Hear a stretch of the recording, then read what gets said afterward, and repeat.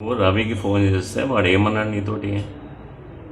ఏమన్నాడంటే ఉమ్, దరిద్ర పారిపోయాడు ఉమ్, అన్నాడు. ఉమ్. బ్యాంక్ చూసుకుంటున్నారు.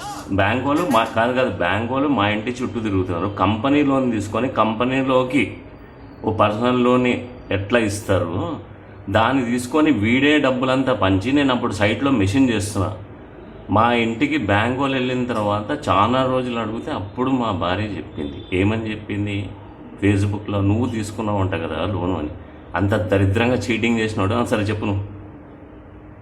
అయితే అన్నాడు, నేను అవన్నీ నాకు సార్ ఆయనైతే రెంట్ ఇస్తానని ఒప్పుకున్నాడు. రెంట్ ఫేస్బుక్ లో మెసేజ్ పెట్టాను. ఉమ్, ఉమ్, ఆయనైతే రెంట్ నా వాట నేను ఇస్తాను, నా రెంట్ లో తీసుకోమని చెప్పాడు ఆయన.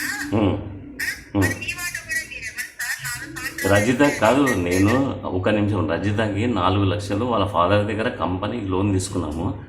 మళ్ళీ ఇజ్జత్ పోతుంది ఇవ్వకపోతే అని చెప్పి నేను 4 లక్షలు ఇచ్చాను. దాంట్లో 2 లక్షలు ఇవ్వాలి నేను. ఆ 2 లక్షలు నువ్వు అడిగితే ఏమంది రజిత? నేను అమర్ సార్ ముఖం చూసి ఇచ్చాను కానీ రవిని చూసి ఇవ్వలేదని చెప్పింది. ఆమెకి తెలుసు నేను ఎలాంటి వాడిని. అర్థమైంది చెప్పు.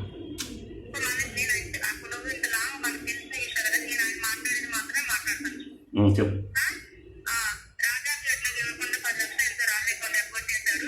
ఆయన నెమ్మదిగా తీసుకురాను. రాజా